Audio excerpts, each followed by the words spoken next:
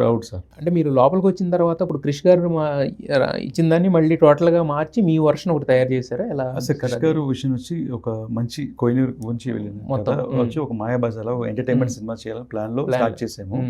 ఆ మొత్తం కథ తీయాలంటే ఇంకో టైం పట్టేది, ఇంకో 4.5 hours ఫుటేజ్ కావాలి, ఇంకో హెవీ డేట్స్ కావాలి, ఇవన్నీ ఉండింది.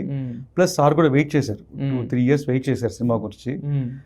ఇటు మెయిన్ 2 లాక్డౌన్ పడటం, కరెక్ట్గా ఒక ఎపిసోడ్ షూట్ చేస్తే ఇంకో ఎపిసోడ్ ఇంకో లాక్డౌన్, దానివల్ల 1.5 year లాక్డౌన్లోనే పోయింది. అంటే లాక్డౌన్ ఓపెన్ అవుతుంది సార్, మళ్ళీ మేము ఇమీడియట్గా షూట్ చేయాలంటే ఆ రిసోర్స్ ఉంది కదా, మొత్తం కంటిన్యూటీ ఆర్టిస్టులు తీసుకురావచ్చేదానికి, సెట్ చేసేదానికి, దానికి 2-3 months పట్టేది. అన్ని రెడీ చేసి మళ్ళీ ఒక 10-15 days షూట్ చేస్తే మళ్ళీ ఇంకో లాక్డౌన్ వచ్చింది. మళ్ళీ ఎలక్షన్స్, ఇలాగూ వెయిట్ చేసి ఎవరికైనా ఒక డైరెక్టర్కి ఓకే సర్టెన్ టైం అంటే వెయిట్ చేస్తారు, అది స్టార్ డైరెక్టర్ పెట్టుకొని వెయిట్ చేసి కొంచెం టైం డైరెక్ట్ అయిన తర్వాత సరే ఇది అవ్వదు, ఏదో ఒక టైంలో సార్ ఇంకో సినిమాకి వెళ్తాను, బట్ ఎప్పుడు పిలిచిన వస్తానని దాంట్లోనే వెళ్ళారు సార్.